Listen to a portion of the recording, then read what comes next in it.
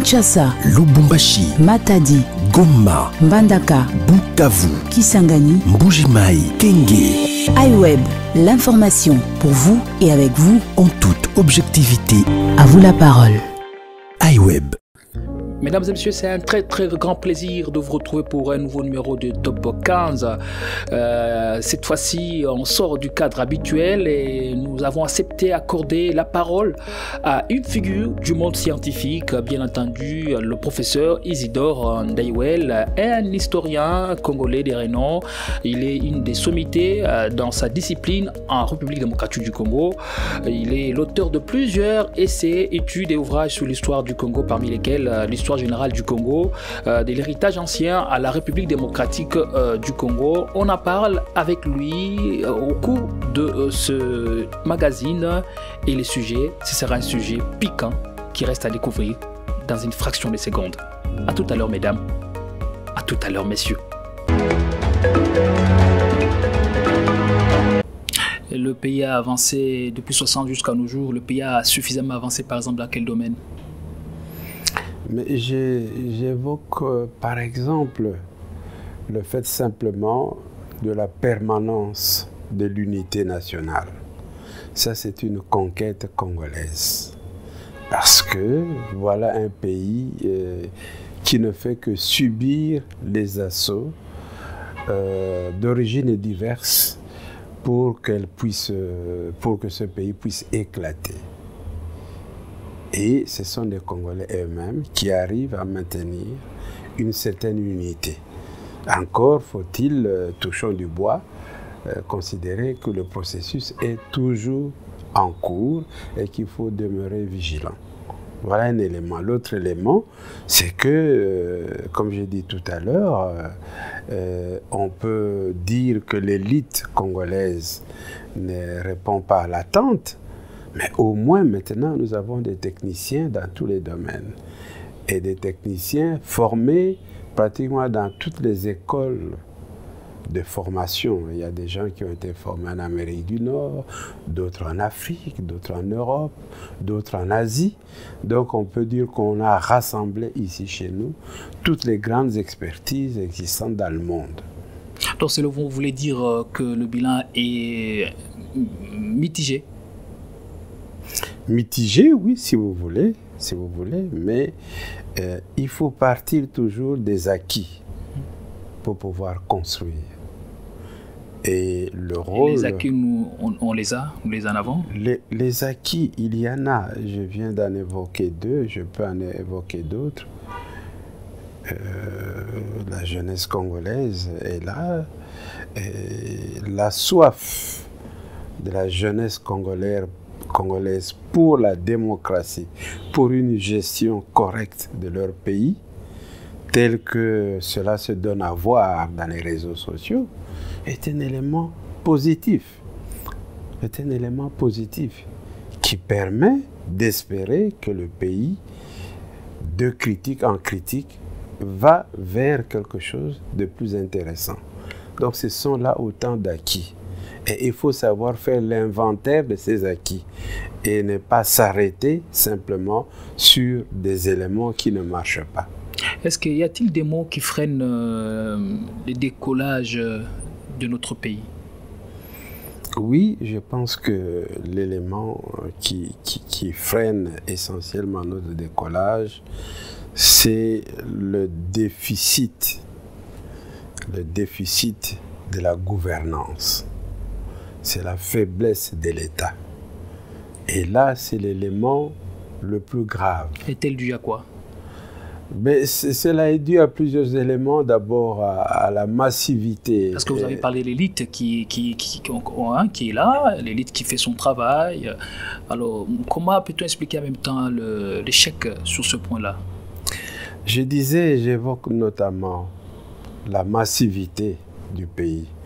Tous les grands pays africains ont un certain nombre de problèmes, que ce soit l'Algérie, le Nigeria, le Soudan, le Mali, tous les grands pays, je ne parle pas des petits pays, ont toujours un peu ce problème de déficit managérial.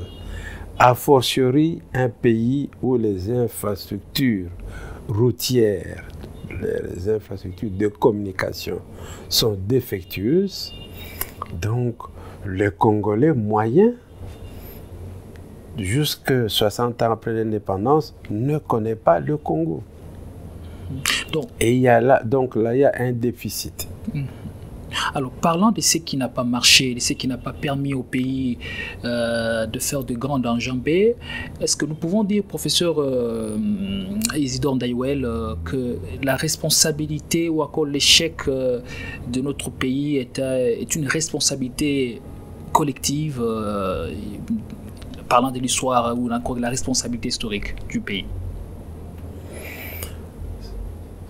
Dans ce qui ne marche pas, la grande responsabilité incombe aux Congolais eux-mêmes. Donc c'est collectif. C'est collectif. Ça incombe aussi, et je dois aussi le dire très clairement, ça incombe également au système colonial. Mais je préfère ne pas m'étendre là-dessus parce que 60 ans après, les Congolais ont eu le temps de dépasser les déficiences d'origine coloniale.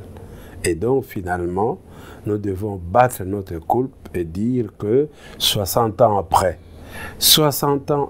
c'est 2 fois l'État indépendant du Congo de Léopold II.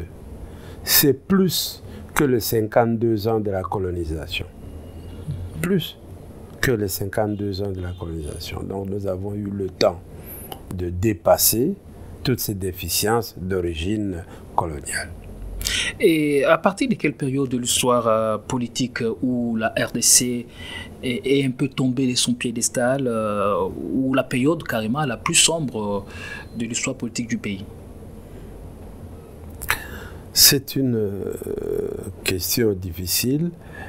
Le Congo connaît des difficultés d'ordre politique essentiellement au cours des périodes où il y a le passage entre le pouvoir ancien et le nouveau. Ce qu'on appelle quelquefois ici en termes d'alternance. Nous l'avons connu vers les années, fin des années 64 et 65 avec le passage Kasavubu-Lumumba. Nous l'avons, le passage Kasavubu-Mobutu. Nous l'avons connu essentiellement pendant la longue période de la fin du mobutisme. Et je pense que nous l'avons à nouveau connu lors du passage de la fin du règne de Joseph Kabila et maintenant le début du règne de Tshisekedi. Ce sont les périodes où sur le plan politique, nous avons vraiment fait étalage des déficiences de notre système de gouvernance politique. Vous avez parlé de Joseph Kabila en décembre 2017, réuni au sein du comité des laïcs catholiques avec d'autres intellectuels, je cite Jonas Chombela, aussi Léonie Kandolo. Vous avez lancé l'appel à manifester contre Joseph Kabila qui essayait de se maintenir au pouvoir malgré les termes de son mandat. Pourquoi étiez-vous si tant engagé? On peut demain encore revoir le professeur Isidore Ndaiwel mobilisé demain contre notre régime. Nous devons préciser d'abord que nous n'avions et nous n'avons rien contre le président Joseph Kabila. Il faut que cela soit clair. Le seul élément qui a fait problème pour nous, c'est le fait de ne pas respecter la Constitution et de briguer, de tenter de forcer les choses pour avoir un troisième mandat, parce que nous risquions d'aller vers alors des difficultés sans nombre à ce niveau. Donc voilà ce qui s'est passé. Et est-ce que demain on peut encore vous voir mobiliser contre notre régime? Ben écoutez, je n'en sais rien. Je n'en sais rien. Il n'en est pas question. Pour le moment, nous ne sommes pas dans une situation d'un fin de régime quelconque. le président Tshisekedi a la latitude au moins d'avoir ces 2 mandats. Et nous n'avons pas de problème. Tant que nous ne sommes pas à la fin constitutionnelle d'un système, nous n'avons aucun problème. Mais au cas où il essayerait de tenter une porte ouverte, vous pouvez aussi mobiliser comme vous l'avez fait au temps de Kabila. Mais je vous dis que je ne vois pas comment est-ce qu'il va tenter, parce que au bout de son premier mandat, il va y avoir des élections. Au cours de ces élections, ou il l'emporte ou il ne l'emporte pas. Il n'y a aucun problème. Il n'y aura pas tentative de mettre en cause la Constitution. Donc nous ne sommes pas pour ou contre les individus, parce que nous respectons toutes nos personnalités politiques. Nous avons voulu tout simplement faire respecter la loi fondamentale du pays qu'est la Constitution. Vous-même, professeur, vous étiez au cœur de l'action et vous aviez pris des risques personnels, non? Comment ça s'est passé à chaque fois pour vous? Ma situation n'est pas différente de tous les autres que vous avez cités. Et de ce fait-là, il n'y a pas de raison de particulariser la chose, si ce n'est probablement le fait que je suis le plus âgé. C'est tout. Je disais dans l'introduction que vous êtes professeur et historien congolais de renom. Vous êtes une des sommités dans votre discipline, ici chez nous, à République démocratique du Congo. Professeur Isidore Ndaiwere, nous aimerions un peu savoir quel aura été le rôle de l'historien dans un pays comme le nôtre, confronté à autant de péripéties. C'est une très bonne question. Être historien est une grande responsabilité. A fortiori d'être historien de son histoire, de l'histoire de son peuple. C'est bien plus facile lorsqu'on est français ou belge de faire de l'histoire de l'Afrique.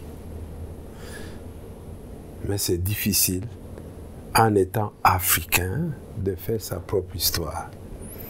Parce que vous avez un effort personnel d'abord à effectuer pour rester objectif, pour appliquer au mieux la critique historique. Et ce faisant, vous êtes rattrapé par vous êtes rattrapé par votre propre analyse. Puisque les gens vous jugent en fonction de leurs attentes, alors que l'historien, de par l'exercice de la critique historique, ne répond pas forcément à l'attente des contemporains. Son analyse peut être différente. Voilà donc toute la difficulté d'être historien africain. C'est plus facile d'être historien africaniste. D'être historien africain, d'être historien congolais au Congo, c'est extrêmement difficile. Mais c'est un rôle qu'on peut tenir et je pense que ça fait une quarantaine d'années que j'essaie de suivre de près, d'être un grand observateur des événements politiques, sociaux et économiques du pays. Je pense que je ne me porte pas plus mal que d'autres collègues. C'est une très très grande responsabilité, professeur. Est-ce que vous jouez au mieux votre rôle d'historien, en tout cas surtout dans un pays comme le nôtre, confronté à beaucoup de péripéties? C'est à vous de juger, parce que vous êtes acteur historique en tant que contemporain. C'est à vous de juger. Tout ce que je peux dire, c'est que je fais de mon mieux. Je fais de mon mieux pour restituer à mes compatriotes l'histoire que je considère importante à mettre à leur disposition. Et je fais en sorte que la thématique édifiante, encourageante soit mise à l'avant-plan. Parce qu'on peut faire une histoire également pour démontrer que tout va mal et qu'il n'y a rien à faire. Parce que les lectures historiques sont différentes et diversifiées. J'essaie de faire une lecture édifiante, permettant aux contemporains congolais, à mes compatriotes, de pouvoir aller de l'avant dans leur démarche de construire un pays digne où il fait bon de vivre. Dans la société, un historien peut être comparé à qui? Dans la société, d'après Marc Bloch, qui est quand même un grand théoricien de l'histoire contemporaine, on compare l'historien au gendarme. Il joue le rôle de gendarme, c'est-à-dire que l'historien est observateur des faits, mais il doit être capable de déceler l'erreur qu'il y a dans une trop grande apparence de vérité. Mais il peut aussi déceler la vérité qu'il y a dans une trop grande apparence de fausseté. Et donc, son observation doit aller au-delà et dépasser les impressions premières, l'émotion, mais doit aller chercher les fondements, les causes profondes d'une situation. Il y a un adage, un proverbe relayé dans la sphère panafricaniste. Si le lion n'écrit pas sa propre histoire, les récits de chasse vont tourner la gloire du chasseur. Est-ce que historiens congolais ou africains, tous en général, ou encore vous particulièrement, vous avez intériorisé cet appel? Oui, mais je veux bien, mais tout ceci relève des précautions que le spécialiste doit prendre pour pouvoir faire au mieux son travail. Nous avons parlé de l'objectivité. Qu'est-ce que c'est que l'objectivité, si ce n'est l'effort de faire le bon usage de sa subjectivité? C'est ça l'objectivité. Parce que l'historien lui-même fait partie d'une époque, d'une culture, n'est-ce pas? Et de ce fait-là, il est situé, il est prisonnier aussi de son éducation, de son milieu, de son contexte. Mais il doit essayer d'en faire un bon usage, mais trouver quelqu'un qui est dans aucun contexte, qui doit juger d'en haut, de manière désincarnée, ce qui se passe, ça n'existe pas. Dans toutes les époques, l'historien a toujours été quelqu'un de la société. Voilà. Et c'est ça l'élément important. Et l'historien part toujours du présent. Part toujours du présent. S'il va dans le passé, c'est en fait pour trouver des éléments pour conforter le présent. Professeur Isidore Ndawel, quelles leçons majeures peut-on tirer pour que le pays brille encore de mille faits? Des leçons de toutes les grandes périodes historiques, de l'histoire politique du Congo, pour que le pays essaie encore de décoller? Pour que le pays puisse décoller, la situation est fort simple. Il faut d'abord que les Congolais acceptent de se mettre au travail. C'est un premier élément. Je pense que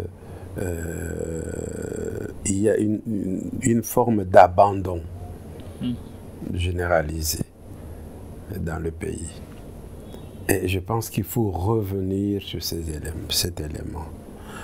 Le second élément, c'est qu'il faut se mettre à l'école du passé. Pas de n'importe quel passé, mais du passé du Congo.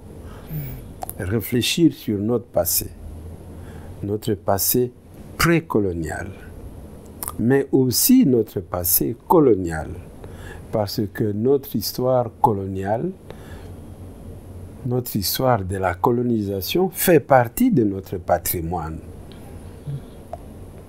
Et essayer de trouver les leçons pour mieux bâtir notre avenir. Et je pense que tous les éléments, tous les ingrédients sont là. Les spécialistes sont là. Une jeunesse désireuse d'en savoir plus, de se développer, elle est là. Eh bien, il faut donc que nous puissions nous mettre au travail et ne pas passer notre temps à nous critiquer mutuellement, à nous flageller, à nous s'auto-flageller, en imaginant que ailleurs tout va bien, il n'y a de problème que chez nous. Non. Au sein de chaque société, il y a des problèmes spécifiques. Comme au sein de chaque famille, il y a des problèmes. Mais il faut être capable de s'asseoir, de réfléchir sur ses propres problèmes et chercher des solutions, et ne pas imaginer que certainement le voisin c'est mieux et que je n'ai qu'à l'imiter. Non. Il y a une trajectoire congolaise qui ne peut être réalisée que par les Congolais eux-mêmes. Il y a un cheminement qui doit être suivi, et ce cheminement ne peut être identifié que par les Congolais eux-mêmes. Président David, nous sommes arrivés à la fin de ces magazines Top 15. Si je suis fidèle à ma mémoire, depuis 2018, vous n'avez plus écrit. Je crois que vous n'avez plus écrit depuis 2018. Et ce sera votre dernier mot. Et voilà. Oui, je pense que votre mémoire m'a trahi. Non seulement trahi, à quelques petits problèmes, parce que je continue à publier jusqu'en 2021. Ah bon? Oui. Et les récentes publications? Mes dernières publications sont disponibles. D'abord, j'ai publié tout récemment, si vous voulez bien le savoir, en 2020, le Congo dans l'ouragan de l'histoire. En 2021, maintenant, j'ai publié l'ouvrage sur l'Afrique centrale et l'Égypte pharaonique, en hommage à Théophile Obenga. J'ai publié également un autre ouvrage sur l'Afrique centrale en hommage à Jean Vansina. Donc, je crois que je continue à travailler comme historien. Si nous comprenons mieux, vous ne cessez, vous n'êtes pas fatigué d'écrire. Ce n'est pas une question de fatiguer ou de ne pas être fatigué. Tant qu'on est en vie, travailler, c'est vivre. Et je pense que